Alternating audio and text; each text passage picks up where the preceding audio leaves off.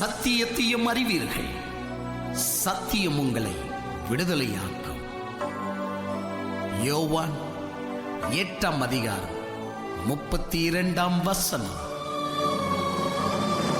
எல்லா மனுஷர் ரட்சிக்கப்படுவோம், சத்தியத்தை அறிகின்ற அறிவில வளருவோம்.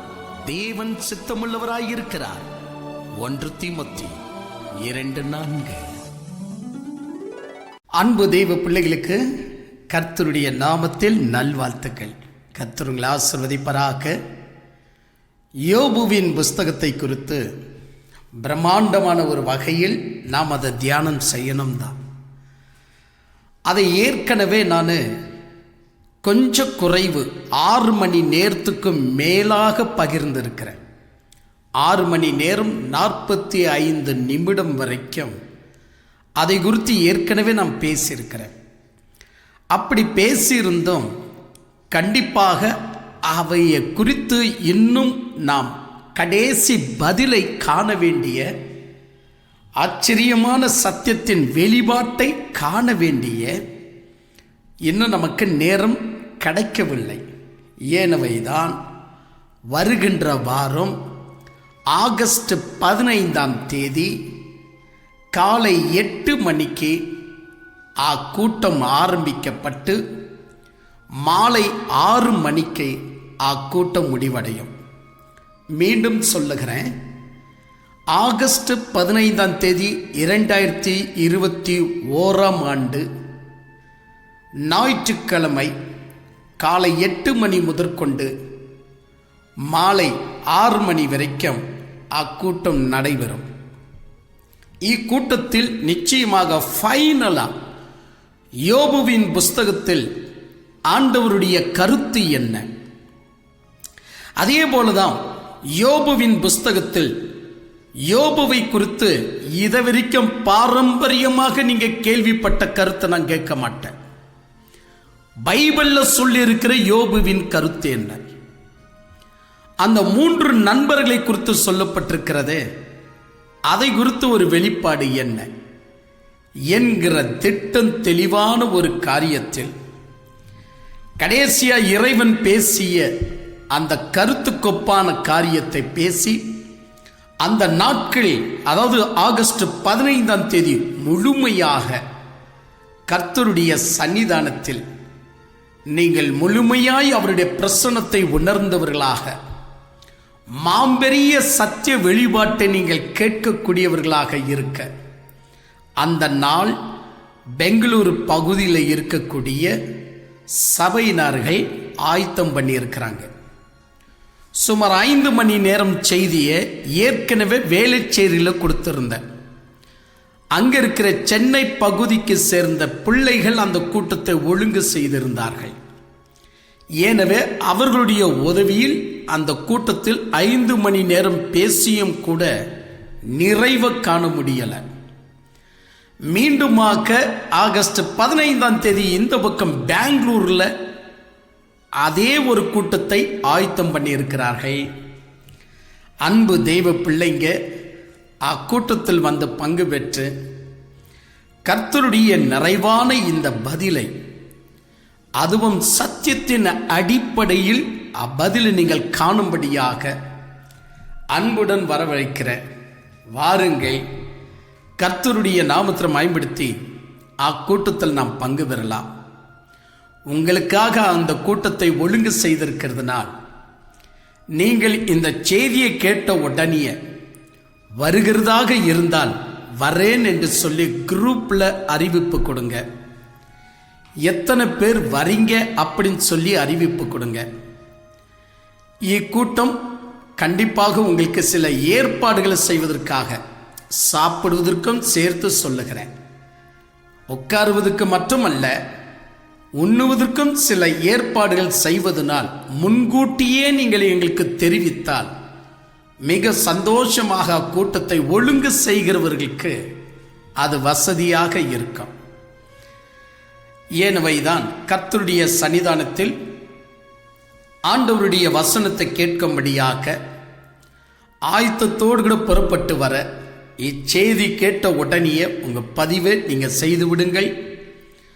ஆகஸ்ட் 15ஆம் தேதி ஆல்ரெடி விடுமுறை இருப்பதனால் அநேக பேர்கள் விடுமுறையில் உட்கார்ந்து டிவி முன்னாடியும் தேவையில்லாத புரோகிராமுக்கு நீங்கள் இடம் கொடுக்காதபடி இந்த மாம்பெரிய சத்தியம் பல 1000 ஆண்டுகளாக திருச்சபையிலாகட்டும், இஸ்ரேல் என்ற பழைய திருச்சபையிலாகட்டும், 2 திருச்சபைகளையும் இவ்வளவு ஒரு விளக்கமாக, இவ்வளவு ஒரு ஆணித்தரமாக, முக்கியமாக ஃபுல் அத்தியாயம் கிடையாது, யோபு புஸ்தகம் 42ஆம் அதிகாரம் 10ஆம் வசனம் மட்டும்தான், எல்லாம் கிடையாது. வெறும் 10ஆம் வசனத்திற்கு இவ்வளவு பெரிய விளக்கம் இருக்கா அப்படின்னு புரிந்து கொள்ள உங்களுக்கு ஏதுவாக இருக்கும். என்ன, முதல் வால்யூம் கேட்டுவிட்ட மறந்து விட்டீர்களா? 42ஆம் அதிகாரம் 10ஆம் வசனத்துல என்ன இருக்கு அப்படின்னு வாசிக்க கேளுங்க, பைபிள் என்ன சொல்லுகிறது அப்படின்னு. 42ஆம் அதிகாரம் 10ஆம் வசனத்தை வாசிக்கும் போது, தன் சிநேகிதருக்காக வேண்டுதல் செய்த போது, யோபு தன் சிநேகிதர்களுக்காக வேண்டுதல் செய்த போது கர்த்தர் அவன் சிறையிருப்பை மாற்றினார். கர்த்தர் அவன் சிறையிருப்பை மாற்றினார். இதை குறித்து ஏற்கனவே முதல் இன்ட்ரோடக்ஷனை நான் சொல்லிட்டேன். யார் ஜெபித்தானோ, யாருக்காக ஜெபித்தார்களோ அவர்களுக்கு என்ன ஆனது என்று தான் பைபிள் சொல்லணும். ஆனா இந்த இடத்துல யோபுவுக்கு என்ன ஆனது என்று தான் பதில் கொடுக்கிறது. அதற்கு பாரம்பரிய ஊழியக்காரர்களுக்கு தேவ ஒளி இல்லாததனால் அவர்கள் என்ன என்று பிரசங்கிப்பார்கள்? மற்றவனுக்காக ஜெபம் பண்ணு, கர்த்தர் உன் ஜெபத்தை கேட்பார். மற்றவர்களுக்கு நீ என்ன செய்றியோ அதான் உனக்கு நடைபெறும். நீ அவர்களுக்கு நல்லது செய்த அவர்கள் உனக்கு நல்லது செய்வார்கள். இத்துடன் முடித்து விட்டார்கள். ஆனால் இந்த இடத்துல நான் உங்களுக்கு தெளிவாக அதனுடைய வெளிச்சத்துக்குரிய காரியத்தில் கொண்டு போய், அது எப்படி சிநேகிதர்களுக்காக ஜெபிக்கும் போது கர்த்தர் இவனுடைய சிறையிருப்பை எப்படி மாற்றுவார்? அப்ப தேவனை எதிர்பார்ப்பு என்ன? அதற்காக இறைவன் என்னெல்லாம் ஆண்டவர் வெளிப்பட்டு ஆண்டவர் சொல்லி இருந்தார், இதையெல்லாம் திட்டம் தெளிவுடன் இந்த கூட்டத்தில் நீங்கள் அறிந்து கொள்ளப் போகிறீர்கள். என் அன்பு தெய்வ பிள்ளைகளே, இந்த செய்தி கூட 6வது வால்யூம் என்று அழைக்கப்பட்டிருக்கு. 6வது என்று சொல்லுவதற்கு பதிலாக 7வது என்று சொல்லலாம். ஏன் அப்படின்னு சொன்னா, 6 மணி நேரம் 45 நிமிஷம் ஆல்ரெடி பேசிவிட்டேன். சோ இப்ப 7வது மணி நேரம், இனி ஆகஸ்ட் 15ஆம் தேதியும் கூட இன்னும் பல மணி நேரம் நம்ம அந்த செய்தியை கவனித்தாலும், வெறும் 42ஆம் அதிகாரம் 10ஆம் வசனத்திற்கு இத்தனை விளக்கங்கள் இருக்கும் என்று சொன்னான். கொஞ்சம் கவனித்து பாருங்கள். யோபுவின் புஸ்தகம் ஒவ்வொரு ஊழியக்காரங்க அறிந்து கொள்ள வேண்டிய ஒரு புஸ்தகம். ஏன்னா யோபுவுடைய குணம் ஒரு பக்கம்தான் இன்னைக்கு பரிசீலிக்கப்பட்டிருக்கு. அவர் உத்தமர், அவர் நல்லவர், அவர் வாய்களில் கூட இறைவனை தூஷிக்காதவர், அவர் மிகவும் நல்லவர், என்ன சொல்லலாம், நீதிமான். ஒரு பக்கம் மட்டும் தான் பரிசீலித்து பார்த்திருக்கிறோம். அது நான் தப்புன்னு சொல்லல. மறுபக்கம் கூட நம்ம பரிசீலித்து பார்க்கணுமா வேண்டாவா? ஏன்னா மறுபக்கம் பரிசீலித்து பார்க்க வேண்டியது அவசியம் என்ன அப்படின்னு கேட்டா, ஆண்டவரே யோபுவை குறித்து மிகவும் கடிந்து கொள்ளுதலுக்கு மிகவும் ஆண்டவர் கோபமாக கடிந்து கொள்ளுகிறார் யோபுவை. ஏன் ஆண்டவர் அவ்வளவு கோபமாக கடிந்து கொள்ளணும் யோபுவை? யோபுதான் நீதிமானாச்சே, யோபுதான் உத்தமனாச்சே, யோபுதான் நல்லவனாச்சே. நல்லவனை போயிட்டு தேவையில்லாத ஆலோசனையினால் என்னுடைய புத்திமதியை நீ பங்கம் படுத்துகின்றாயோ என்று சொல்லி இறைவன் யோபுவை கடிந்து கொண்டு, ஏதோ உனக்கு எல்லாம் தெரிந்திருக்கும் என்று சொன்னால் எனக்கு பதில் கொடு பார்க்கலாம் என்ற இறைவன் எவ்வளவு கோபத்தோடு கூட பேச வேண்டிய அவசியமே இருந்திருக்காதே. இன்னொரு விஷயம், யோபு உத்தமன் தானே? யோபு நீதிமான் தானே? யோபு தேவனை வாய் விட்டு கூட தூஷிக்கலத்தானே? அப்படின்னா 42ஆம் அதிகாரத்தில் இப்பத்தான் எனக்கு அறிவு வந்தது, சோ நான் மன்னிப்பை கேட்கிற உம்மிடத்துல என்று இறைவிடத்துல யோபு எதற்கு மன்னிப்பை கேட்கணும்? இவர் உத்தமன் தானே? உத்தமன் எதற்கு மன்னிப்பை கேட்கணும்? இவருக்கு வந்த சோதனை பிசாசினால் வந்த சோதனை தானே. ஆண்டவர் ஜெயம் கொடுத்தான் என்று சொல்லி சந்தோஷமா கம்பீரித்து இருக்கணும் இல்லையா? ஏன் மன்னிப்பை கேட்கணும் ஆண்டவர்கிட்ட? என் அன்பு தெய்வ பிள்ளைகளை, கடவுள் இனி வருகின்ற எல்லா உலகத்தினுடைய சந்ததிகளே புரிந்து கொள்ளும்படியாக யோபுவுடைய வாழ்க்கையின் சரித்திரையின் மூலியமாக ஒரு பாடத்தை இறைவன் நமக்கு கற்பிக்கும்படியாக ஆசைப்பட்டார். நான் உங்களுக்கு ஒரு விஷயம் சொல்றேன், நல்லா கவனிக்கணும். ஒரு உதாரணமாக, நீங்கள் ஆதியாகமம் புஸ்தகத்தை நீங்கள் வாசிக்கிறீங்கன்னு வச்சுக்கோங்க. அப்ப நீங்க என்ன செய்றீங்க? ஆதியாகமம் புஸ்தகத்தை வாசிக்கும் போது ஆரம்பத்தில் ஆதாமை ஹீரோவாக பார்க்கிறீங்க. தப்பு. ஆதாம் அல்ல ஹீரோ. அதுக்கு அடுத்தாப்புல நோவாவை ஹீரோவாக பார்க்கிறீங்க. அதுவும் தப்பு. அதுக்கு அடுத்தாப்புல நீங்கள் ஆபிரகாமை நீங்கள் ஹீரோவாக பார்க்கிறீங்க. யாக்கோபை, ஈசாக்கை ஹீரோவாக நீங்க பார்க்கிறீங்க.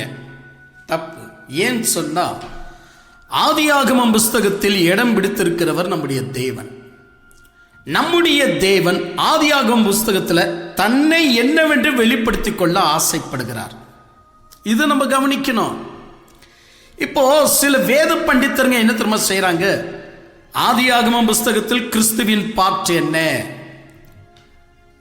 அதே போல புறப்படுதல் என்ற அந்த எக்ஸோடஸ் புஸ்தகத்தில் கிறிஸ்து யாராக இருக்கிறார், என்னாகமம் புஸ்தகம், லேவியராகமம் புஸ்தகம், உபாகமம் புஸ்தகம், யோசுவா புஸ்தகம், நியாயாதிபதிகள், 1 சாமுவேல், 2 சாமுவேல், இப்படி தொடர்ந்து வெளிப்படுத்தின விசேஷ வரைக்கும் கிறிஸ்துவை குறித்து என்ன சொல்லப்பட்டிருக்கு அது சொல்றது ஈஸிங்க. உண்மையா சொல்றேன், அது சொல்றது ஈஸி. ஏன்னா கிறிஸ்துவை குறித்து ஒரு லைன்ல சொல்லப்பட்டிருக்கோம். அந்த வசனத்தை மட்டும் பிரத்யேகப்படுத்தி பாருங்க. நெகேமியா புஸ்தகத்தில் கிறிஸ்து இப்படி இருக்கிறார். இதை பாருங்க. சாலமோன் எழுதிய பிரசங்க புஸ்தகத்தில் கிறிஸ்து இப்படி ஜொலிக்கிறார் அப்படின்னு சொல்லிடலாம். கிறிஸ்துவை குறித்து ஆதி ஆகமத்திலிருந்து வெளிப்படுத்தின விசேஷம் வரைக்கும் எங்கெல்லாம் மேசியாவை குறித்து சொல்லப்பட்டிருக்கிறதோ அதெல்லாம் ஈஸியா மேசியாவை குறித்து சொல்லிடலாம். ஆனால் ஆதியாகமம் புஸ்தகத்தில் இருந்து பிடித்து வெளிப்படுத்தின விசேஷம் வரைக்கும் ஒவ்வொரு புத்தகத்திலும் இறைவன் தன்னுடைய கேரக்டரை எப்படி வெளிப்படுத்த வர்றார், அவர் என்ன மெசேஜ் கொடுக்க வர்றார் என்பது வெளிப்படுத்துவது அவ்வளவு சுலபம் அல்ல. அது பைபிள் காலேஜால முடியாத ஒரு விஷயம். தேவனுடைய ஒளியை பெறாமல், இறைவனுடைய ஒளி நமக்குள்ள வீசப்படாமல் இறைவனுடைய அந்தரங்கத்தை புரிந்து கொள்ளுவது அவ்வளவு சுலபமான விஷயம் அல்ல. அதற்குத்தான் நான் சொல்லுகிறேன் என் அன்பு தெய்வ பிள்ளைகளே, ஆதியாகமம் புஸ்தகத்தில் தேவனுடைய குணாதிசயம் என்ன, யாத்ராகமம் புஸ்தகத்தில் இறைவன் நமக்கு என்ன மெசேஜ் கொடுக்க வர்றாரு, என்னாகமம், லேவியராகமம், உபாகமம், யோசுவா என்று எல்லா புஸ்தகத்திலும் இறைவன் என்ன மெசேஜ் கொடுக்க வர்றார். ஏன்னா என்ன மெசேஜ் கொடுக்க வர்றார் என்பது கூட ரொம்ப அவசியம் தான். இப்ப காலையில எந்திரிச்சு நீங்க என்ன செய்றீங்க, அடடா மொபைல்ல ஏதாவது விஷயம் வந்திருக்கா அப்படின்னு சொல்லி நீங்க தேடுறீங்களா இல்லையா மொபைல்ல? அப்ப நீங்க என்ன செய்றீங்க, ஒரு மொபைல்ல உங்களுக்கு மெசேஜ் வந்திருக்கா நீங்க தேடுறீங்க காலையில் அப்படின்னு சொன்னா, அப்ப மாம்பெரிய இறைவன் பல ஆயிரம் ஆண்டுகளாக கிறிஸ்து வரைக்கும் உனக்கு சொல்ல வேண்டிய தன்னுடைய மெசேஜ ஆண்டவர் இப்ப நீ வச்சிருக்கிற இந்த என்னது இந்த ஆண்ட்ராய்டு இந்த மொபைல் மட்டுமல்ல, ஆண்டவர் பைபிள் ரீதியில சகல மெசேஜையும் உனக்காக அனுப்பியிருக்கிறார். அதை எவ்வளவு அழகாக யோவான் எடுத்து சொல்றார்னா, ஆதியிலே SMS இருந்தது. அதாவது நமக்காக ஆண்டவர்கிட்ட ஆதியிலே SMS இருந்தது, மெசேஜ் இருந்தது. அந்த மெசேஜ் தேவனோடு கூட இருந்தது. அந்த மெசேஜ் தான் தேவனாக இருந்தது. அந்த மெசேஜ் தான் ஆவியாக அவர் என்ன செய்தார்? கிருபையும் நீதியும், அதாவது கிருபையும் சத்தியமும் நிறைந்தவராய் மனு உலகத்துக்கு வந்தார். அதனுடைய அர்த்தம், அந்த மெசேஜை நம்ம கிட்ட வந்து சேர்த்தார். இறைவனுடைய மெசேஜை நம்ம கிட்ட வந்து சேர்த்தார். இப்ப சொல்லுங்க பார்க்கலாம். அப்ப ஆண்டவர் உபாகமம் புஸ்தகத்தில் என்ன மெசேஜ் சொல்ல வர்றார்? அவருடைய கேரக்டருடைய மெசேஜ் என்ன சொல்ல வர்றார்? இதை நம்ம ஆராய்ந்திருக்கிறோமா?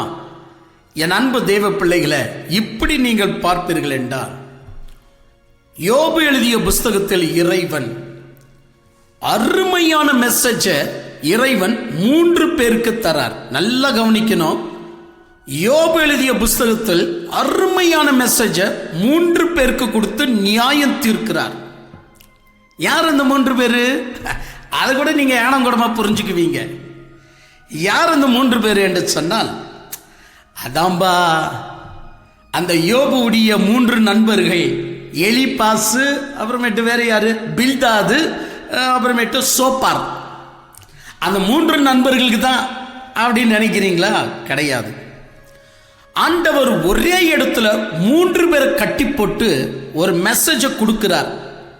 நான் இவர் தான், புரிஞ்சிக்க இருக்கிற மாதிரி உலகத்துல இரு, இல்லை என்று சொன்னால் என் நியாய தீர்ப்பு உனக்கு கண்டிப்பாக வரும் அப்படின்னு 3 பேரையும் ஒரே இடத்துல நிற்பாட்டி ஆண்டவர் ஒரு மெசேஜ் கொடுக்கிறார். யாருன்னு கேட்கிறீங்களா? அந்த 3 பேரு மனுஷன், விழுந்து போன தூதர்கள், இனி ஆண்டவருக்காக சாட்சியா இருக்கக்கூடிய தூதர்கள். இந்த 3 பேருக்கும் இறைவன் நான் யார் அப்படின்னு சொல்லி காட்டி கொடுக்கிற மெசேஜ் தான் என் அன்பு தெய்வ பிள்ளைகளை ஆண்டவர் யோபு எழுதிய புஸ்தகத்தில் ஆண்டவர் கொடுக்கிறார். இப்ப நீங்க புரிஞ்சுக்கங்க எப்படின்னு. இந்த ஒரு டைரக்ஷன்ல என்றைக்காவது நீங்க தியானம் பண்ணீங்களா? விழுந்து போன தூதர்களுக்கும், ஆண்டவரை சேவிக்கிற தூதர்களுக்கும், மனிதர்களுக்கும் சேர்த்துத்தான் ஆண்டவர் அந்த மெசேஜை கொடுத்திருக்கிறார் அப்படின்னு. அதனாலதான் ஆண்டவருடைய திட்டம் எப்படி தரமா இருந்துச்சு? அந்த விழுந்து போன தூதன் மூலியமா தூண்டி விடுறார். வேணுமென்ற என் பக்தனாகிய யோபுவை நீ கவனித்தாயா? தூண்டுறார் ஆண்டவர்.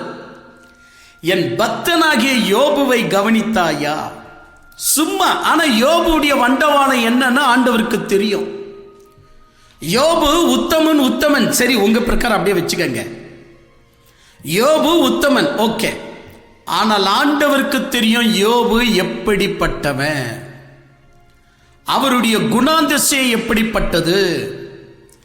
இதற்கு முன்னாடி நான் வெளியிட்ட அந்த 5 வால்யூமை நீங்க கம்பல்சரியா கேட்கணும். அப்பதான் புரியும் அந்த 3 சகோதரர்கள் பேசிய வார்த்தை எவ்வளவு கோல்டன் வார்த்தை. யோபு பேசிய வார்த்தை வெள்ளிக்கொப்பான வார்த்தை. அந்த 3 சகோதரர்கள் பேசிய வார்த்தை பொன்னுக்கொப்பான வார்த்தை. இறைவன் கொடுக்கிற 9 உதாரணங்கள் ஒத்து வராத உதாரணங்கள். நீங்க உடனே முடிவு பண்ணிக்க வேண்டாம், நான் ஆண்டவருக்கு விரோதியா மாறிட்டேன்னு. ஆண்டவர் 3 பேருக்கு மெசேஜ் கொடுக்கிறதுனால் இந்த யோபு எழுதிய புஸ்தகத்தை அவ்வளவு சுலபத்தில் நம்மால புரிந்து கொள்ள முடியாது. யார் யாருக்கு இறைவன் தனது மெசேஜ் கொடுக்கிறார்? விழுந்து போன தூதனுக்கு. 2வது, அவருக்கு சேவை செய்கிற நல்ல தூதர்களுக்கும் இந்த மெசேஜ் போய் சேரணும். 3வது, அவர் உருவாக்கிய மனிதனுக்கு இந்த மெசேஜ் போய் சேரணும். ஏன்னா இப்ப இந்த 3 பேர் தான் இந்த உலகத்துக்குள்ள இறைவனுடைய மேட்டர்ல நாம் இந்த 3 பேர் தான் சிக்கப்பட்டிருக்கிறோம். ஒரு பக்கம் மனிதர்களுக்கும் இறைவன் யார் என்று புரியணும். அவனுக்கு வந்த சோதனையிலேயே பிசாசு யார் என்று அவனுக்கு அவனே புரிஞ்சுக்கணும், தேவன் எப்படிப்பட்டவர் என்று. 3வது, விழாம இறைவனை துதிக்கக்கூடிய தூதர்களுக்கும் புரியணும் அவர் யார் என்று. இப்ப புரிகிறதா என்னன்னு? அப்ப ஆண்டவர் என்ன செய்கிறார் அப்படின்னா, ஆதியாகமம் புஸ்தகத்தில் இருந்து வெளிப்படுத்தின விசேஷம் வரைக்கும் தான் யார் என்று காட்டி கொடுக்கிறதுலையும், தன்னுடைய குணாதிசயம் எப்படிப்பட்டது என்று காட்டி கொடுக்கறதுலயும் மெசேஜை தான் ஆண்டவர் நமக்காக வச்சிருக்கிறார். ஆனா இந்த பாழா போன ஊழியக்காரங்க என்ன பண்ணிட்டாங்க அப்படின்னா, ஆசீர்வாதத்திற்கு நேராக செல்ல வச்சுட்டாங்க நம்மள. அழாதே, பயப்படாதே, கர்த்தர் உனக்கு இருக்கிறாரு, பூச்சாண்டி வந்தா ஆண்டவர் பூச்சாண்டி கிட்ட இருந்து உனக்கு காப்பாத்திடுவாரு, பயப்படாதே.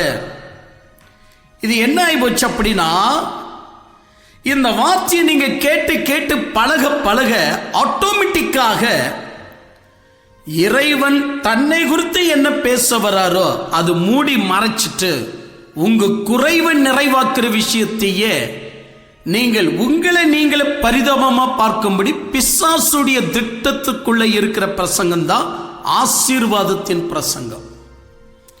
இத சொன்னா நீங்க என்ன பண்ணுவீங்க? யோவான் 8:32 அடிப்படையில் சத்தியத்தை கவனிக்க செல்ல மாட்டீங்க.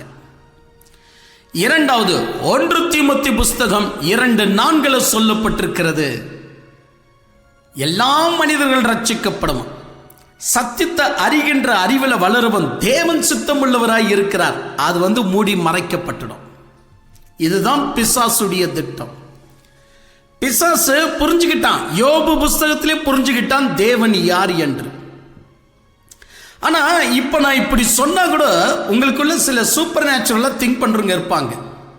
தேவன் யார் என்று தெரியுமே, அவர் பூமியை அஸ்திவாரம் இடும்போது நூலை பிடித்தாயா, சுண்ணாம்பை அடித்தாயா, ஒயிட் வாஷ் பண்ணாயா, செகண்ட் ஃப்ளோர்ல இருந்து நின்று எனக்கு தண்ணி மொண்டு கொடுத்தாயா, இதெல்லாம் ஆண்டவர் கேட்டிருக்கிறாரு. இந்த மாதிரியெல்லாம் திங்க் பண்றவங்க உண்டு. நான் அதை கேட்கல. ஒரு மனிதனுக்கு சோதனை வரும்போது உதாரணம் கொடுத்து பேசுற வார்த்தைகள், தேவன் உதாரணம் கொடுத்து பேசுற வார்த்தைகள் சரிப்பட்டு வராது. நீங்க வேணும் என்றால் பைபிள்ல இருந்து பல உதாரணங்களை இறைவன் கொடுத்தது நீங்க வாசித்து பாருங்க. இப்போ ஒரு சோதனைக்கு இருக்கிற ஒரு மனிதனை வீட்டில் சந்திக்க போறோம். அவர் ரொம்ப சோதனையில் அடிபட்டு இருக்கிறார். ஒரு ஊழியக்காரி இருந்தார். அந்த ஊழியக்கார் சமீபத்தில் தான் மரித்து போனார். ஜார்ஜ் என்று சொல்லி அவருடைய பெயர். என்னுடைய வீட்டில் இருந்து சுமார் 3 கிலோமீட்டர் அளவில் தான் அவருடைய வீடு. சமீபத்தில் தான் மரித்து போனார். அவருடைய பெயர் ஜார்ஜ். அவரை ஒரு முறை நான் இப்ப இருக்கக்கூடிய இந்த ஸ்டுடியோவுக்கு அருகாப்பிலேயே எதிர்காப்புல வில்லியம் தியேட்டர் அப்ப அந்த காலத்தில் இருந்தவர், அவருடைய மிஷனரி ஸ்தாபனம் ஒன்று உண்டு. அந்த இடத்துல இருக்கக்கூடிய ஒரு மாம்பெரிய சோதனைக்கு சிக்கப்பட்ட ஒரு குடும்பம் நம்ம கிறிஸ்டோபர் ஜார்ஜ் ஜெபிக்கும்படியாக அழைச்சிருந்தாங்க. வாங்கய்யா ஜெபிங்க அப்படின்னு. அப்போ அவருடைய வீட்டில் இருந்து இப்போ நான் இருக்கிற இந்த ஸ்டுடியோவுடைய இடத்துக்கு வரணும் அப்படின்னு சொன்னால் 5 கிலோமீட்டர். அவர் வந்தாரு. அவருக்கு என்ன சொன்னோன்னு தெரியல. அந்த வீட்டில் அப்பேரிப்பட்ட சோதனைக்கு அந்த வீடு உள்பட்டிருந்தது. கிறிஸ்தவர்கள் தான், ஆனா பெரிய சோதனைங்க. அப்பேரிப்பட்ட சோதனைக்கு அந்த வீடு உள்பட்டிருந்ததுனால் அவருக்கு எப்படி சொல்லி ஆதரிக்குதுன்னு தெரியல. நிறைய ஊழியக்காரங்க வந்து ஜெபம் பண்ணிட்டு போயிருக்கிறாங்க. நல்ல இருக்கப்பட்ட ஃபேமிலி தான். ஆனால் ஒரு பதிலும் கிடையாது. கடைசியில் இவரும் பாடுகிறது தானே, இவரையும் அழைச்சிருக்கிறாங்க. இவருக்கு என்ன சொன்னனே தெரியல. கண்ணை மூடிட்டு அப்படியே அழுதார். அழுகிற நேரத்தில் தான் அவருக்கு ஒரு பாடல் வந்தது. அந்த பாடல் தான் மோசஸ் ராஜசேகர் இவர்கிட்ட இருந்து வாங்கி அவர் பாடினார். அந்த பாட்டு எது அப்படின்னு சொன்னா, திக்கற்ற பிள்ளைகளுக்கு சகாயர் நீரை அல்லவோ. அந்த பாட்டு தான் பாடுறீங்களே நீங்களும், வெரி குட். அப்ப நான் என்ன சொல்ல வரேன் என்பது நீங்க புரிஞ்சுக்கங்க.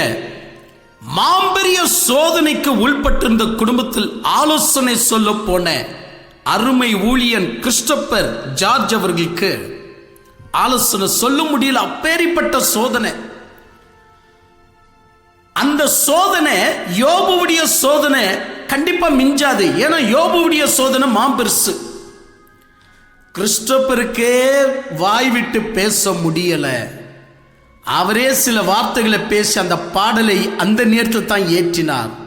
இப்போ கூட இந்த பாடலை எல்லோரும் நாம் விரும்பி பாடுகிறோம். அப்போ இந்த குடும்பத்தை விட பல மடங்கு சோதனைக்கு உள்பட்டிருந்த யோபு கிட்ட இறைவன் எப்படி பேசணும்? என்ன விட்டிருந்தா நான் எப்படி தெரியுமா பேசியிருப்பேன்? இந்த 3 நண்பர்கள் பேசினாங்க பாருங்க. ஏன்னா நான் மண்ணு, நான் புத்தி இல்லாதவன், நான் அல்ப புத்தி உள்ளவன், நான் வேற என்ன சொல்லட்டும், நான் சரியில்லாதவன். அப்ப நானும் கூட எப்படி பேசியிருப்பேன்னா அந்த 3 நண்பர்களை போல பேசியிருப்பேன். ஆமா, அந்த 3 நண்பர்கள் என்னன்னு பேசினாங்க? அவங்க என்னன்னு பேசினாங்க அப்படின்னா 5 வால்யூம்ல சொல்லி இருக்கிற, அதை கேளுங்க. இருந்தாலும் இந்த இடத்துல சொல்றேன், யோபு அடித்த கைதான் அணைக்கும். அதனால ஆண்டவர் அடித்தாருன்னு சொல்லி வாய்க்கு வந்ததெல்லாம் பேசாத, அணைக்கிறதும் அவர் தான் அப்படின்னு. அடுத்தது என்னன்னு பேசினாங்க பாரு யோபு, ஆண்டவர் சிச்சிக்கும் போது அதை வெறுக்காத, ஆண்டவர் இன்னைக்கு சிச்சிப்பார், நாளைக்கு மகிழ்ச்சியை கொடுப்பார், ஆண்டவர் சிச்சிக்கும் போது நிராகரிக்காத. அப்புறமா என்னன்னு பேசினாங்க? இப்படி எடுத்துக்கிட்டா இந்த நண்பர்கள் பேசிய நல்ல வார்த்தைகள், முதலாவது எலிப்பாஸ் பேசிய நல்ல வார்த்தைகள் 4ஆம் அதிகாரம், 5ஆம் அதிகாரம், 15ஆம் அதிகாரம், 22ஆம் அதிகாரம். மொத்தம் எத்தனை அதிகாரம்? 4 அதிகாரத்தில் யோபுவுக்கு நல்ல புத்திமதியை சொல்லிக் கொடுத்தவர் எலிப்பாஸ். ஆனா ஆண்டவர் சொல்றாரு 42ஆம் அதிகாரம் 7ஆம் வசனத்துல, நீ நல்லா சொல்லல அப்படின்றார். கேட்டா நீங்களும் ஆச்சரியப்படுவீங்க. அந்த 5 வால்யூமை நீங்க கேளுங்க. அவ்வளவு அருமையான ஆலோசனை கொடுக்கிறார் எலிப்பாஸ். அடிக்கிற கைதான் அணைக்கும், அதனாலதான் ஆண்டவரை பகைச்சிக்காத, வாய்க்கு வந்ததை பேசாத யோபு, சும்மா கம்மன் கட, ஆண்டவர் நிச்சயம் உனக்கு துணையா இருப்பாரு, நீதிமான அவரு தள்ளாட ஒட்டாரு. இந்த வார்த்தை எல்லாம் பேசியது யாருன்னா எலிப்பாஸ். 4 அதிகாரத்தில் பேசியிருக்கிறார். ஆனால் 42ஆம் அதிகாரம் 7ஆம் வசனத்திற்கு வரும்போது ஆண்டவர் சொல்றார், நீ சரியா பேசல எலிப்பாஸ், உன் மீதும் உன் 2 சகோதரர்கள் மீதும் எனக்கு கோபம் உண்டுகிறது அப்படின்றார். ஆனா ஆக்சுவலி நல்லதான் பேசியிருக்கிறார். அவ ஆண்டவர் சொல்ல காரணம் என்ன? இதனுடைய பதில் தான் ஆகஸ்ட் 15ஆம் தேதி நான் கொடுக்க போறேன். அதனால நீங்க கண்டிப்பாக நீங்க வரணும். நான் ஒரு விஷயம் மட்டும் சொல்றேங்க, எத்தனையோ ஆயிரக்கணக்கான 30,000 மணி நேரம் நான் மெசேஜ் கொடுத்தாச்சு. இப்பவும் ஒரு வார்த்தையை ஆணித்தரமா சொல்றேன், நீங்க சாவதற்குள்ள இறைவன் உங்களுக்காக யோபு எழுதிய புஸ்தகத்தில் கொடுத்த மெசேஜ் நீங்க அறிஞ்சிக்கணும். ஏன்னா அந்த இடத்துல ஆண்டவர் 3 பேருக்கு மெசேஜ் கொடுத்தார். விழுந்து போன தூதனுக்கு, விழாமல் இருக்கிற தூதனுக்கு, இனி பாவத்தில் இருக்கிற மனிதனுக்கு, 3 பேருக்கும் இறைவன் மெசேஜ் கொடுத்திருக்கிறார். நான் தான் அப்படின்னு ஆண்டவர் மெசேஜ் கொடுக்கிறார். அப்படின்னா என்ன? இறைவன் அந்த இடத்துல தன்னை யாராக காண்பித்துக் கொள்ள ஆசைப்படுகிறார். இதை நீங்க கண்டிப்பாக உங்க மரணம் நேரம் வருவதற்குள் கண்டிப்பாக இந்த செய்தியை நீங்க கேட்டு ஆகணும். ஒரு புது மாற்று உங்களுடைய வாழ்க்கையில வர ஆரம்பிக்கும். இப்ப பாருங்க, ஆண்டவர் இவ்வளவு அருமையாக எலிப்பாஸ் பேசியிருக்கிறார். அடுத்தது பில்தாது பேசினார். பில்தாது அவரை குறித்து வேதவசனம் பில்டாட் அப்படின்னு தான் பைபிள் சொல்லுது. சரி, ஓகே, பில்தாது இவர் என்னென்ன அதிகாரத்தில் பேசியிருக்கிறார்? யோபுவுக்கு ஆறுதல் உண்டாக 8ஆம் அதிகாரம், 18ஆம் அதிகாரம், 25ஆம் அதிகாரம், 3 அதிகாரத்தில் பில்தாது பேசியிருக்கிறார். ஆறுதல், உண்மையிலேயே ஆறுதல் படுத்தி தான் பேசியிருக்கிறார். ஆனா யோபு தான் அதை தட்டி கவிழ்க்கிறார், நீங்க ஆறுதலா எனக்கு பேசவில்லை என்று. கடைசியில இறைவன் கூட பில்தாது பேசியது சரியில்லை அப்படின்றார். ஆனா நான் ஒவ்வொன்றும் விவரிச்சிருக்கிறேன். பில்தாது பேசியது உண்மையிலேயே சரி இருந்ததா சரியில்லையா அப்படின்னு ஆடியன்ஸ் கிட்ட கேட்டு கேட்டு நான் சொல்லி இருக்கிறேன். ஏன்னா இன்னைக்கு ஊழியக்காரங்க கலங்காத, பயப்படாத, திகையாத, உன்னுடைய வழிகளை விட்டு மனம் திரும்பு, கர்த்தர் உனக்கு சகாயம் செய்வார், கர்த்தர் உனக்கு துணையாக நிற்பார், உன் வழியை மாத்திக்க. இப்ப இருக்கிற ஊழியக்காரங்க எப்படி பேசுறாங்களோ அதே மாதிரிதான் பில்தாது பேசியிருக்கிறார். அப்ப இறைவன் இன்னைக்கு இருக்கிற ஊழியக்காரங்க பேசுறது கரெக்ட், ஆனா பில்தாது பேசுவது சரியில்லைன்னு ஆண்டவர் எப்படி சொல்ல முடியும்? சொல்லுங்க, நீங்களே சொல்லுங்க. ஆண்டவர் சொல்றாரு 42:7 சொல்றார், பில்தாத் நீ பேசியது சரியில்லை அப்படின்றார். அப்ப அதனுடைய உள்கருத்து என்ன தெரிஞ்சுக்கலாமா வேண்டாவா? தெரிஞ்சுக்கணுங்க. கண்டிப்பாக இப்பேரிப்பட்ட ரகசியங்களை நாம் புரிந்து கொள்வது மிக அவசியம். சரி, மூன்றாவது ஒரு சகோதரன் இருந்தார் தெரியுமா? அவர் பெயர் என்ன? சோப்பார். இந்த சோப்பார் 2 அத்தியாயங்கள்ல பேசினார். 11ஆம் அதிகாரம் 20ஆம் அதிகாரம். சோப்பார் கூட ரொம்ப அருமையாய் பேசியிருக்கிறார். இன்றைக்கு இருக்கிற ஊழியக்காரங்க ஒரு கட்டுண்டவனை, ஒரு வியாதிப்பட்டவனை, ஒரு சோதனைக்கு உள்பட்டவனுக்கு என்ன எப்படி பேசணுமோ அதே மாதிரிதான் சோப்பார் கூட பேசியிருக்கிறார். ஆனா யோபு சொல்றாரு, நீங்க என்ன குத்தி குத்தி பேசுறீங்க. அதே மாதிரி தான் தேவனும் சொல்றாரு, நீங்க 3 பேர் பேசினது சரியில்லை. அன்பு தேவ பிள்ளைகளே, கடவுள் ஒரு வார்த்தை சொல்லிட்டாருன்னா என்னைக்கும் அது சரி அப்படின்னு சொல்லிட்டு நம்ம சும்மா இருக்க கூடாது. அது சரியில்லைன்னு சொல்வதற்கும் நம்ம துணியக்கூடாது, ரெண்டுத்தையும் செய்யக்கூடாது. அது சரி என்றும் நம்ம என்ன செய்யக்கூடாது? சும்மா இருக்க கூடாது. அவர் சொன்னா எல்லாம் சரி, அவர் சொன்னா எல்லாம் சரி, சும்மா இருக்க கூடாது. அது சரியில்லை என்று சொல்ற அளவுக்கு துணிஞ்ச மனுஷன் நமக்குள்ள வரக்கூடாது. பட் அவர் ஏன் அப்படி பேசினார் என்பது நம்ம சிந்திச்சு பார்க்கணும். இப்போ நான் யாராவது ஒருவரை பார்த்து, சும்மா சொல்றேங்க, நான் யாராவது ஒருவரை பார்த்து, ஏமா அந்த பக்கம் போய் உட்காரு, சும்மா இங்கேயே உட்காரிய, இடம் இல்லை, இடம் நிறைய பிடிச்சுன்னு இருக்கிறிய, இன்னும் கொஞ்சம் உட்காரு, அந்த பக்கம் போய் உட்காருன்னு சொல்றேன்னு வச்சுக்கோங்க. அப்ப என் வாய் தவறி,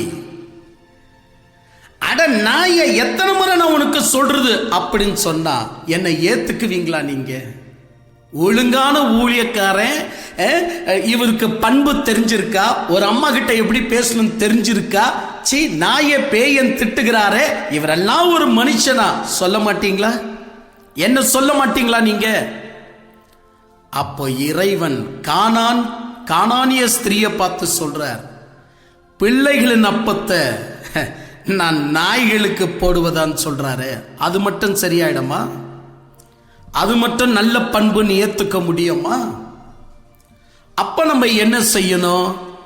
ஒரு கானானிய ஸ்திரியை ஆண்டவர் நாய் என்று சொல்லுகிறார் என்றால் அப்ப அங்க நிதானமா நிறுத்தி இறைவன் சொன்னதற்கு காரணம் என்னன்னு பார்ப்பீங்கன்னா, அப்ப இறைவன் அங்க ஒரு மெசேஜ் நமக்கு விட்டு போயிருக்கிறார் என்று புரிய வரும்.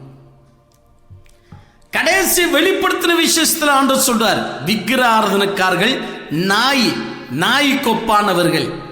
ஏன் ஆண்டவர் நாயின்னு சொல்றாரு? அதான் விக்கிரகாரதனை, நாய், சூனியங்கார, வெபிச்சாரங்காரன், பொருளாசைக்கார, கோளைகார, சகல விதமான பொய் பித்தலாட்டத்தை நடத்துருவேன், இவங்களுக்கெல்லாம் நரகம் இருக்குன்னு சொல்லுத. அப்படி சொல்லும் போது பாருங்க, ஒன்று சொன்னா பாவத்தின் தன்மையை குறித்து சொல்லணும், இல்லைன்னா அந்த பாவத்தின் தன்மையை குறித்து சொல்ல விட்டாலும் தேவனை ஏற்றுக்கொள்ளாத மக்கள் என்று சொல்லி முடிக்கணும். அப்படி இல்லையா அவிசுவாசிகள் என்று சொல்லி முடிக்கணும். அப்படி இல்லையா கெட்டவங்கன்னு சொல்லி முடிக்கணும். அப்படியும் இல்லையா இவங்க பிசாசின் பிள்ளைங்கன்னு சொல்லி முடிக்கணும். அது என்னது? நாய்கள். நீங்க வாசித்தது உண்டா? நாய்களும் அப்படின்ற ஒரு வார்த்தை வரும். அவர்களுக்கு பரலோக ராஜ்யம் இல்லை. ஏன் அங்க ஆண்டவர் நாய்கள் என்று சொல்லுகிறார்? நீங்க உடனே என்ன பண்ணுவீங்க தெரியுமா? பரிசுத்தாவின் ஒளி உங்க மேல வராது, எனக்கு நல்லா தெரியும், வராது. இந்த நாயின்னு சொன்ன உடனே டிக்ஷனரி எடுத்து பாருங்க, கன்கார்டன்ஸ் எடுத்து பாருங்க, மொத்தம் வசனம் உங்க கையில கடிச்சிடும். அப்ப நீங்க என்ன சொல்லுவீங்க? நாய் என்று சொன்னா கக்கினதையே தின்னும். பாருங்க, உங்களுக்கு அப்படிதான் ஐடியா வரும். நாய் என்று சொன்னால் பரிசுத்தம் இல்லாதது. ஆண்டவர் பழி ஏற்பாட்டில் நாயின் காணிக்கையை கொடுக்க கூடாதுன்னு சொல்லி இருக்கிறார். ஏன்னா நாய்க்குட்டி இறைவனுடைய காணிக்கைக்கு ஒப்பாகாது. அதனால நாய் என்பது அசுத்தத்தை குறிக்கிறது. இது சொல்ல பரிசுத்தாவினுடைய ஒளி தேவையான்னு கேட்கிறேன். காமன் சென்ஸ்லேயே சொல்லிவிடலாம். அப்ப நாய் என்று சொல்ல காரணம் என்ன? என் அன்பு தெய்வ பிள்ளைகளே, அதற்கு தான் நான் சொல்றேன், இந்த யோபு எழுதிய புஸ்தகத்தில் எலிப்பாஸ் பேசியதும், பில்தாது பேசியதும், இந்த சோப்பார் என்ற இந்த 3 நண்பர்கள் பேசியதும், இன்றைக்கு இருக்கிற ஊழியக்காரர்கள் பேசுவதும் சேம் டு சேமா இருக்கு. ஆனா இவங்களது மட்டும் ஏன் இன்னைக்கு அற்புதம் நடக்குது? இவங்க வார்த்தை மட்டும் ஏன் அங்கீகரிக்கப்பட்டிருக்கிறது? ஆனா அன்னைக்கு பேசிய எலிப்பாஸ், பில்தாத், சோப்பாருடைய வார்த்தை மட்டும் ஏன் இறைவனால் நிராகரிக்கப்பட்டது? நீங்க நினைக்கிறீங்களா இப்ப கூட இவங்க வார்த்தை அங்கீகரிக்கப்படும்? ஆண்டவர் மெசேஜ் யோபு எழுதிய புஸ்தகத்தில் சொல்லி முடிச்சிட்டார். கீழ்ப்படிஞ்சா அதுக்கேற்ற பலன், கீழ்ப்படியவில்லை என்று சொன்னா அதுக்கேற்ற பலன் நிச்சயமா வரப்போகுது. அதுக்குதான் நான் சொல்றேன், அதிகமான ஆக்கினி தீர்ப்பு வரக்கூடாதுன்னா பேச்சு வெளியிடாதீங்க. ஒரு ஊழியக்காரர் யாரோ அவருக்கு விரோதமாகவும் வெளியிடாதீங்க. நீங்களும் ஊழியக்காரனாக ஆகாதிருங்க. அதிகமான அக்கினி தீர்ப்பு நமக்குத்தான் வரும். ஆவியானுடைய வெளிச்சம் இல்லாமலேயே இன்னைக்கு பிரசங்கிக்கிறவர்கள் நிறைய பேர். ஏன் எதற்கும் தெரியாது. ஒரு யோபு எழுதிய புஸ்தகத்தை எடுத்துட்டா, கண்ணீரெல்லாம் துடைப்பார், அதை அப்படியே அழுகை கொண்டு போயிடுவாங்க.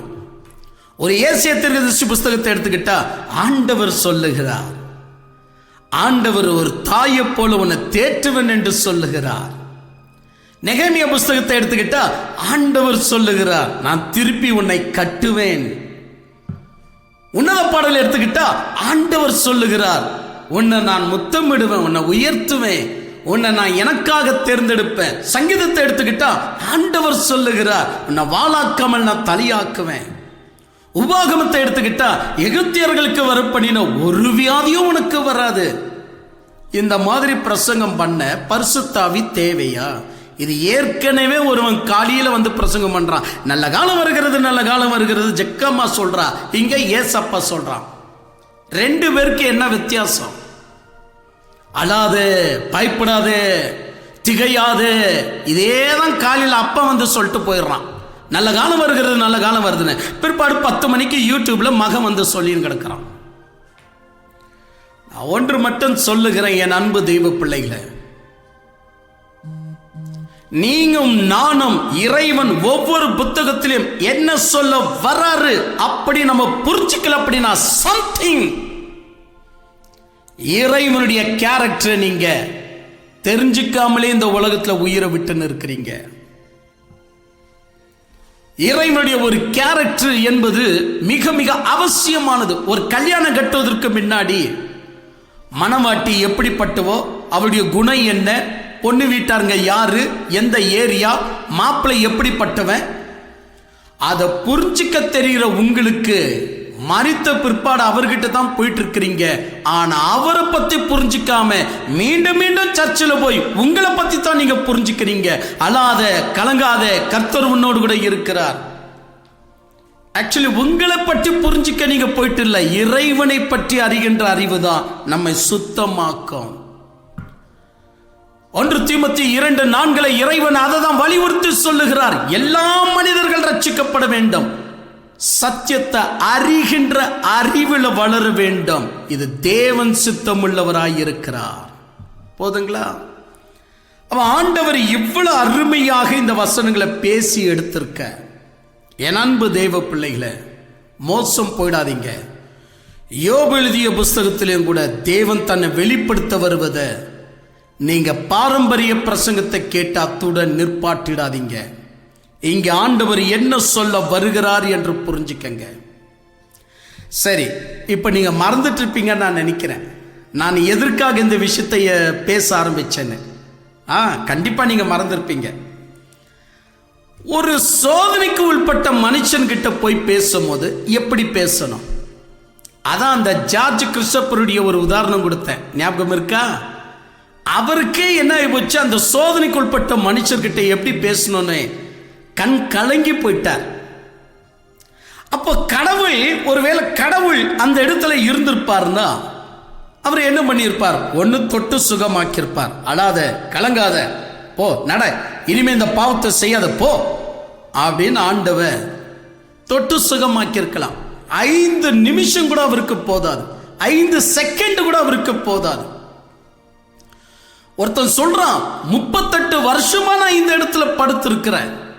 ஆண்டவர் பார்த்தார், உன்னை பார்த்து உன் சோதனை, உன் வாழ்க்கையில என்னெல்லாம் நடந்திருக்க எல்லாம் எனக்கு புரிஞ்சிச்சு. இப்ப நான் சொல்றேன் கேள், உன் படியை எடுத்து நட என்று சொன்னார். அவன் நடந்துட்டான். அப்போ ஒரு கஷ்டம் சோதனை இருக்கிற மனுஷரிடத்துல இறைவன் பேசினால் அவர் நினைக்கிற மாதிரி அற்புதத்தை நடக்க பண்ணி அவனையும் குணமாக்கி விடுகிறார். ஒருவேளை நாம் அந்த இடத்துக்கு போயிருந்தா, கலங்காதப்பா, பயப்படாத, நம்ம ஜெபம் பண்ணலாம், வாங்க ஜெபிக்கலாம் அப்படின்னு ஒருவேளை நம்ம ஜெபிக்கலாம். ஆனா யோபு எழுதிய புஸ்தகத்தில் மட்டும் இறைவன் வேற லெவல்ல பேசுறார். ஒரு சோதனைக்கு உள்பட்டு ஒரே நாள்ல 10 பிள்ளைகளை இழந்திருக்கிறாப்ல யோபு. கோடிக்கணக்கான சொத்துக்களை இழந்திருக்கிறாப்ல, உடல் ஆரோக்கியத்தை இழந்திருக்கிறாப்ல, உடலெல்லாம் புண்ணுகளால் நிரப்பப்பட்டிருக்கிறது. நண்பர்களுடைய வார்த்தை அவருக்கு சரிபட்டு வரல, அழுது கொண்டிருக்கிறார். மனைவி அவரை தூஷிக்கிறது. இந்த மாதிரி நேரத்தில் இறைவன் 9 உதாரணங்களை கொடுக்கிறார். எத்தனை உதாரணம்? வெரி குட், 9 உதாரணங்களை கொடுக்கிறார். அதுல நிறைய இருக்கு, நான் அதை வடிகட்டி 9ஆக மாத்தி இருக்கிறேன். ஏன் ஆண்டவர் 9 உதாரணம் கொடுக்கணும்? இது கூட ரொம்ப அவசியம். எக்ஸாக்டா ஆண்டவர் 9 உதாரணம் கொடுக்க காரணம் என்ன? கடவுள் இப்படி செய்வதற்கு காரணம் என்ன? வரங்கள் எத்தனை, கனிகள் எத்தனை, அது கிரகங்கள் எத்தனை, அது.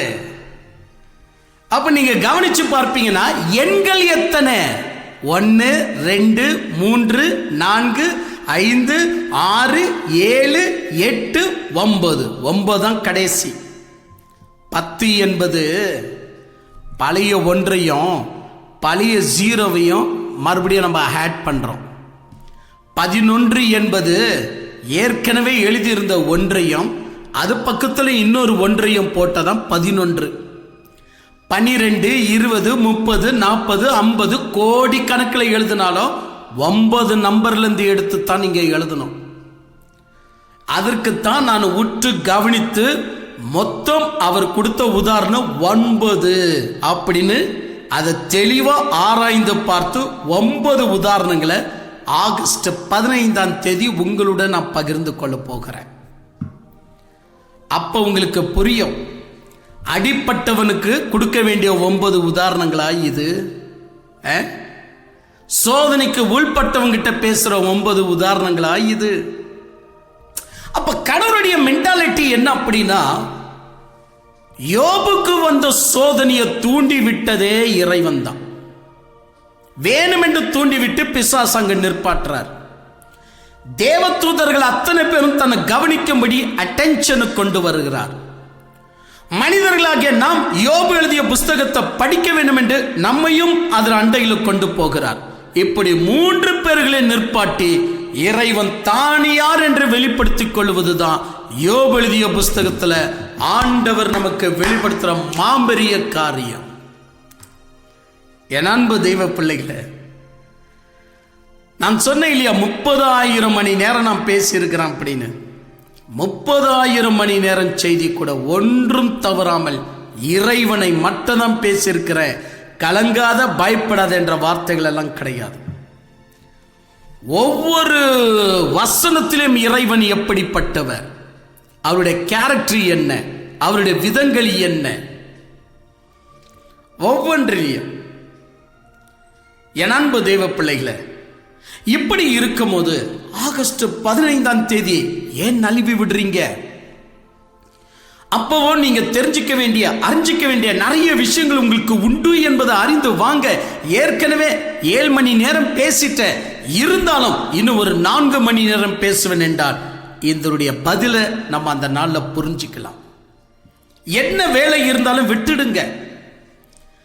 ஏன்னா வாழ்க்கையில எனக்கு தெரிஞ்ச மாதிரி ஒரு அதிர்ஷ்டமான ஒரு விஷயம் சொல்றேன் கேளுங்க. வாழ்க்கையிலேயே மிகப்பெரிய அதிர்ஷ்டமான விஷயம் என்ன தெரியுமா? சத்திய வெளிப்பாட்டு நமக்கு கிடைத்திருப்பது தான் அதிர்ஷ்டம். வாழ்க்கையிலேயே துரதிர்ஷ்டம் எது தெரியுமா? இதை வரைக்கும் சத்திய வெளிப்பாட்டு கிடைக்காமலேயே பாரம்பரிய பிரசங்கத்தை கேட்கிறோம் பாருங்க, அதுதான் துரதிர்ஷ்டம். இப்ப புரியுதா? நான் ஏன் வாங்க வாங்கன்னு கூப்பிடுறேனே. சரி, அடுத்தது என்னன்னு சொன்னா, உங்களுக்காக அந்த மீட்டிங்கை ஒழுங்கு செய்திருக்கிறவர்கள் பெங்களூரில் உள்ள ஒரு திருச்சபையினர். ஆக மொத்தம் நம்முடைய சார்ட்டுக்கு சேர்ந்தது 35 திருச்சபைகள் உண்டு. 35 திருச்சபையர்கள் ஆங்காங்க கூட்டத்தை நடத்தி கொண்டே இருப்பாங்க. இப்போ ஒரு கொஞ்ச நாளைக்கு முன்னாடி ஜூலை 30, 31ஆம் தேதி, ஆகஸ்ட் 1ஆம் தேதி 3 நாள் சென்னைக்காரங்க வேலைச்சேரியில் நடத்தினாங்க. அங்கேயும் 3 நாட்கள் நான் தங்கியிருந்து செய்தி கொடுத்தேன். இப்போ அந்த செய்தியுடைய தொடர்பு இன்னும் இருப்பதனால் பெங்களூர் சபையினர்கள் அந்த கூட்டத்தை நடத்துறாங்க. நானும் பெங்களூர் போயிட்டு இருக்கிறேன். வாங்க, அந்த கூட்டத்தில் பங்கு பெறுங்க. அந்த கூட்டத்தில் தெய்வம் தன்னை குறித்து என்ன மெசேஜ் சொல்ல வராரு என்பதை குறித்து புரிஞ்சுக்கங்க. இறைவனை அளவில்லாத ஒரு அந்த வெளிப்பாடை எண்ணி இறைவனை துதிக்க ஆரம்பிங்க, மகிமைப்படுத்த ஆரம்பிங்க. இங்க பாருங்கள் என்ன நடக்கிறது அப்படின்னு. சோதனைக்கு உள்பட்ட மனிதனிடத்துல ஆண்டவர் 9 உதாரணங்களை கொடுக்கிறார். அது ஒரு உதாரணமா நான் சொல்றேன். ஆண்டவர் அந்த 9 உதாரணத்தை இறைவன் சொல்லும் போது, முதல் உதாரணத்தில் ஆண்டவர் சிருஷ்டியை குறித்து சொல்றார். அதுல என்னன்னு புரிஞ்சுக்கணும்னே அநேக பேர்களுக்கு தெரியாமல் போய்விடுகிறது. அது என்னமோ யோபுவை கேட்கிற மாதிரி நீங்க புரிஞ்சுக்கிறீங்க. இப்போ ஒரு சில ஜோக்கு நீங்க கேள்விப்பட்டிருப்பீங்க. ஒரு சில இடத்துல உண்மையா நடந்த விஷயம் கூட நடந்திருக்குங்க. பெற்றோருங்க கல்யாண போட்டோவை பார்த்துட்டு இருக்கிறாங்க. அன்னைக்கு நடந்த கல்யாண போட்டோ பார்த்துட்டு இருக்கிறாங்க. அவங்க பிள்ளை உள்ள நுழைஞ்சு வந்து அந்த ஆல்பமை பார்க்குது. இதோ நம்ம பெரியப்பா, இதோ நம்ம அவங்க இவங்க எல்லாம் சொல்லிட்டு வரும்போது அந்த பிள்ளை எல்லாவற்றையும் கவனிச்சுட்டு கடைசியில் அந்த பிள்ளை ஒரு கேள்வி கேட்குது. ஏன் மம்மி நான் இல்லை அந்த போட்டோலன்னு கேட்குது. அந்த போட்டோல நான் ஏன் இல்லை அப்படின்னு கேட்குது. என்ன சொல்ல முடியும்? இப்ப அதற்கு நாம என்ன பதில் கொடுக்க முடியும்? நீங்களும் சொல்லுங்க. அந்த பிள்ளை கேட்குது, நான் ஏன் அந்த போட்டோல இல்லை அப்படின்னு. அப்ப அந்த பிள்ளைக்கு நம்ம சவால் விடுவோமா? உனக்கு இஷ்டம் இருந்திருந்தா நீ வந்து நின்று இருக்கணும், போட்டோ பிடிக்கும் போது நீ நின்று இருக்கணும் அப்படின்னு சொல்லுவோமா? அப்ப இறைவனுக்கு தெரியாது? தான் உலகத்துக்கு அஸ்திவாரம் இடும்போது யோபு இல்லவே இல்லையே. அப்ப யோபுவை பார்த்து நம்ம கேட்கலாமா? யோபு, நான் உலகத்தை அஸ்திவாரம் இடும்போது நூல் பிடிச்சனே, அப்ப நீ எங்க இருந்தன்னு கேட்கிறாரு. இதெல்லாம் ஒரு கேள்விங்களாங்க? அவனே ஒரு மண்ணு. ஏன் யோபு அல்ல, நானே, மனிதர்களே ஒரு மண்ணு. 6 நாள் சுற்றிப்பு முடிந்து அவன் உண்டாக்கப்பட்டது 5 நாளுக்கு பிற்பாடு தான் உண்டாக்கப்பட்டான். அவனுக்கு ஒண்ணுமே தெரியாது. வானம் பூமி உண்டாக்கப்படும் போது மனிதன் இருந்திருக்கவில்லை. அப்ப அவங்கிட்ட போய் நீ ஏன் இருந்திருக்கவில்லை என்று கேட்டால் இதுக்கு அவன் என்ன பதில் சொல்லுவாங்க? அப்ப இறைவன் கேட்டதற்கு காரணம் என்ன? நான் அதற்கு நூல் பிடித்தனே. சுனாமுக்கொப்பான சுவர்கள் எழுப்பப்படும் போது நீ எங்க இருந்தன்னு கேட்கிறாரு. என்னங்க இது? ஒரு மனிதன்கிட்ட கேட்க வேண்டிய கேள்வியா? அவன் தான் இல்லையே. அப்ப இல்லாதவனுக்கு இந்த கேள்வி கேட்டா அவன் எப்படி அவன் இடை கட்டி கொண்டு பதில் கொடுப்பான்? அப்ப அங்க என்னமோ ஒரு விஷயம் அடங்கியிருக்குன்னு அர்த்தம். 2வது உதாரணம், ஆண்டவர் காக்காவை ஆண்டவர் குறிப்பிடுகிறார். காக்கை குஞ்சுகளை நீ பார்த்தாயா அப்படின்னு கேட்கிறார். சிங்கம் வேட்டையாடுவதை பார்த்திருக்கிறாயான்னு கேட்கிறார். ஏங்க, ஒரு சோதனைக்குட்பட்ட மனிதன்கிட்ட கேட்கிற கேள்வியா இது? உடம்பெல்லாம் புண்ணு, படாத வேதனையில உட்கார்ந்து இருக்கிற ஒரு மனிதன்கிட்ட கேட்கிற கேள்வியா இது? சிங்கம் வேட்டாடுவதை பார்த்தாயா? காக்காய் தின்னுகிறத பார்த்தாயா? நான் உலகத்தை உருவாக்கும் போது நூல் பிடித்தது பார்த்தாயா? அவன் என்ன பதில் கொடுப்பான்? அவன் ஏற்கனவே வழியில துடிச்சுன்னு இருக்கிறான். அப்போ இறைவன் சர்வ ஞானி என்றால் சும்மா கேட்டிருக்க மாட்டார். அந்த கேள்விகளுக்கு மாம்பெரிய விடை என்பது சும்மாவும் கிடைக்காது. அப்ப இறைவன் 9 உதாரணங்களை கொடுக்கிறார். அந்த 9 உதாரணங்களை நீங்க பாருங்க. இது என்னதான் இருக்கிறது? இந்த 9 உதாரணங்கள் அடிபட்ட மனிதனுக்கு என்ன ஒரு ஆறுதலை கொடுக்கிறது? என்னதான் ஆண்டவர் சொல்ல வர்றார்? இதுல ஒரு ஆச்சரியமான ஒரு விஷயம் என்னன்னு சொன்னா, காட்டுல இருக்க பாருங்க, அந்த ஆட்டை குறித்து ஆண்டவர் இந்த இடத்துல பேச ஆரம்பிக்கிறார். 39ஆம் அதிகாரம் 1 இருந்து 4 வரைக்கும். அப்ப ஆண்டவர் அந்த இடத்துல ஆண்டவர் சொல்றார், வரை ஆடுகளை பார்த்தாயா? எங்க சோதனைக்குள்பட்ட மனுஷங்கிட்ட போய் வரை ஆடுகளை பார்த்தாயா என்று சொன்னா இவனுக்கே வரவரையா இருக்கு. இவன் என்ன பதில் கொடுப்பான்? அவன் ஆண்டவர் அந்த கேள்வி கேட்க காரணம் என்ன? இப்ப நீங்க இன்னும் கொஞ்சம் கீழே வந்து பார்ப்பீங்கன்னா 39ஆம் அதிகாரம் 5ஆம் வசனத்திலிருந்து 12ஆம் வசனம் வரைக்கும் நீங்க வாசித்து பார்ப்பீங்கன்னா காட்டு கழுதையை பார்த்தாயா என்று கேட்கிறார். எங்க உதாரணம் ஒரு உதாரணம் கொடுக்கணும்னு சொன்னாலும் ஒரு உதாரணம் எவ்வளவோ நல்ல நல்ல உதாரணம் இருக்கு. காட்டு கழுதையை இறைவன் எடுக்க காரணம் என்ன? ஆண்டவர் சொல்றார் பாருங்க, காட்டு கழுதையை பார்த்தாயா? சோதனைக்கு உள்பட்டிருக்கிற மனுஷங்கிட்ட பேசுற வார்த்தையா? இல்லை இல்லை, விழுந்து போன பிசாசு கிட்ட பேசுற வார்த்தை அது. ஆனா யோபுவை ஆண்டவர் மையமாக வைத்து பேசினார். மூன்று பேர்களுக்கு இந்த வார்த்தை புரிய வேண்டும். நான் யார் என்பது புரிய வேண்டும். ஒன்று விழுந்து போன தூதன், இனி விழாமல் இருக்கிற தூதன், இனி பாவத்தில் இருக்கிற மனிதன். இந்த 3 பேருக்கும் புரிய வேண்டும் நான் யார் என்று. அதற்குத்தான் ஆண்டவர் காக்காயை உதாரணம் படுத்துகிறார், காட்டு கழுதையை உதாரணம் படுத்துகிறார், வரையாடுகளை உதாரணம் படுத்துகிறார், சிங்கத்தை உதாரணம் படுத்துகிறார். ஏன்? ஆஸ்ட்ரிச் என்ற பறவை தெரியும், அது என்ன தமிழ்ல சொல்லுவாங்க, நெருப்பு கோழி என்று சொல்லுவாங்க. ஆண்டவர் நெருப்பு கோழியை உதாரணம் படுத்துறார். இதெல்லாம் சோதனைக்காரன்ட்ட பேசுற வார்த்தையா? ஆண்டவருக்கு தெரியும் சோதனைக்காரன்ட்ட எவ்வளவு பேசணும்னு. ஆனா சோதனைக்காரனை வச்சுக்கிட்ட ஆண்டவர் யார்கிட்ட பேசினார் என்பது ஆண்டவருக்கு தெரியும். அவனும் புரிஞ்சுக்கிட்டான். யாரு? பிசாசு புரிஞ்சுக்கிட்டான். ஏன்னா வேணுமென்றே இறைவன் என்ன செய்தார்? அவனை சோதிக்கும் பொருட்டாகவே இவரே அவனை அழைக்கிறார், தூண்டுகிறார். என் பக்தனாகிய யோபுவை பார்த்தாயா? ஏன்? ஆண்டவர் காலங்காலத்துக்கும் தான் யார் என்று வெளிப்படுத்த ஆசைப்பட்டார். அது காலங்காலமா நிலை நிற்க வேண்டும் என்று ஆசைப்பட்டார். வானம் பூமி ஒளிந்தாலும், நான் மீண்டும் சொல்லுகிறேன், யோபுவின் புஸ்தகத்தில் இறைவன் வெளிப்பட்டது ஒளியாது. ஏன்னா அப்பேரிப்பட்ட ஒரு கேரக்டர் ஆண்டவர் வெளிப்படுத்தி காட்டிட்டார். அப்ப நீங்க இப்படி எடுத்துக்கிட்டு பார்ப்பீங்கன்னா வெளிப்படுத்துற விசேஷம் வரைக்கும் ஒவ்வொரு கேரக்டரா வெளிப்படுத்திட்டு வருவார். யாரு? கடவுள். அப்ப அதை எடுத்து காட்ட வேண்டியது யாருடைய பொறுப்பு? ஊழியக்காரனுடைய பொறுப்பு. அதை கேட்க வேண்டியது யாருடைய பொறுப்பு? உன்னுடைய பொறுப்பு. நீ சரியில்லை, பிச்சை எடுக்க கோயிலுக்கு போற, அதனாலதான் அவர் தர்ம பிரபுவா பிரசங்கம் பண்றார். அப்ப எங்க இறைவனுடைய அறிவு ஏற்கப்படும்? இன்னைக்கு இறைவன் யார் என்றால் 2 விஷயத்துல தான் உங்களால சொல்ல முடியுது. ஒன்று, ஜெபித்தால் ஜெபம் கேட்பார், கை நீட்டினால் பிச்சை போடுவார். இவ்வளவுதான் உங்களுக்கு தெரிஞ்சிருக்கு. வாக்குத்தத்தம், ஆசீர்வாதம், ஜெபம் கேட்பார். இந்த 3 விஷயம் விட்டால் இறைவன் யார் என்று கேட்டு பாருங்களேன். இறைவனுடைய கேரக்டர் என்ன தெரியாது. அந்த பைபிள் காலேஜுக்கு போனா அங்க ஒரு 4 விஷயம் கற்றுக்கொள்ளலாம். சர்வ வியாபி, சர்வ ஞானி, அவர் தான் சர்வ வல்லவர், அவர் தான் ரட்சகர். அவ்வளவுதான் இந்த 4 வார்த்தைகள். ஐயா, பைபிள் காலேஜிலையும் கற்றுக் கொடுக்க முடியாததும். இனி மனித வாழ்க்கை ஆண்டவர் 6000 வருஷம் டைம் கொடுத்தாலும் இந்த முழு வேதத்தில் அடங்கியிருக்கிற இறைவனுடைய மகத்துவமான மெசேஜை முழுமையாய் நம்மால தியானிக்கவே முடியாது. ஏன்னா வயசும் 10, டைமிங்ஸும் நமக்கு போதுமானதா இல்லை.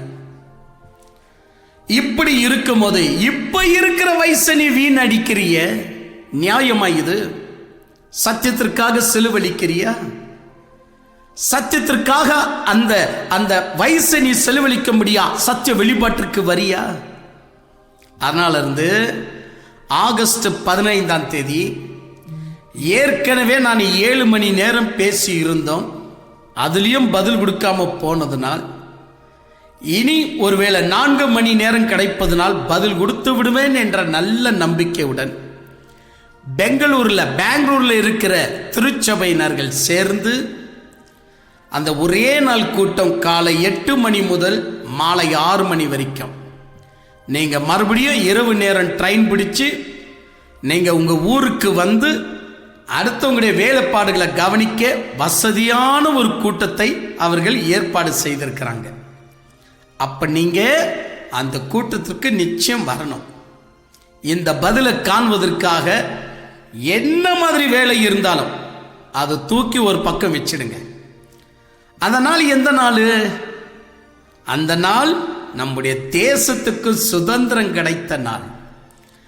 அந்த நாள்ல அவனவனே தன் வேலையை ஒதுக்கி வைத்து நல்ல காரியத்துக்கு ஈடுபடுகிறான்னா, அப்ப நீங்க எங்க சில காரியங்களை ஒதுக்கி வைத்து இறைவனுடைய காரியத்திற்கு ஏன் உங்களுடைய டைமை ஒதுக்க கூடாது?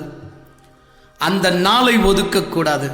இப்போவே இந்த செய்தி முடிவடைய இன்னும் நமக்கு 2 மினிட்ஸ் தான் உண்டு. இந்த 2 மினிட்ஸுக்குள்ளவே போனை எடுத்து வாட்ஸ்அப் மூலியமா டெலிகிராம் மூலியமா தெரிவிச்சிடுங்க. குரூப்ல ஏற்கனவே நம்பர்கள் இருக்கு, தெரிவிச்சிடுங்க. எத்தனை பேர் வரீங்க, எப்படி வரீங்க, எங்கிருந்து வரீங்க தெரிவிச்சிடுங்க. அதற்கேற்றபடியான சில ஏற்பாடுகள் அவங்களுக்கு செய்வதற்கு வசதியாக இருக்கும். எல்லாமே இலவசமாக உங்களுக்கு செய்கிறார்கள். அதனால அந்த சந்தோஷமா வந்து அந்த கூட்டத்தில் நாம் பங்கு பெறலாம்.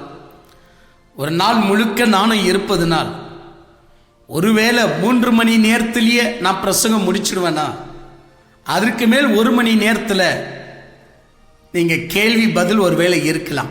கேளுங்க. நீங்க கேள்வி கேட்டு நிறைய விஷயத்தை புரிஞ்சுக்கணும், அறிஞ்சுக்கணும் என்பது எனக்கும் ஆசைதான். அது எனக்கும் சந்தோஷம்தான். டைம் ஆகிவிட்டது. அந்த நாளில் வந்து சந்திக்கிறீங்களா? கர்த்தர் உங்களோடு கூட இருக்கும்படியாக, தேவனோடு கூட நீங்களும் இருக்கும்படியாக மகத்துவமான ஒரு விஷயத்தை இறைவன் சொல்ல துடிக்கிறார். அதை வெறுத்துக்காதீங்க. அந்த வார்த்தை என்னதென்று நீங்க கேட்கணும். 1 தீமோத்தி 2:4 பிரகாரமாக எல்லா மனிதரும் ரட்சிக்கப்படுவோம், சத்தியத்தை அறிகின்ற அறிவில வளருவோம். தேவன் சித்தமுள்ளவராய் இருக்கிறார். அந்த சித்தத்தை நிறைவேற்றுங்க. கர்த்தர் உங்களோடு கூட இருப்பாராக. ஆண்டவருடைய சமாதானம் உங்களோடு கூட தங்கியிருப்பதாக. ஆமென், ஆமென்.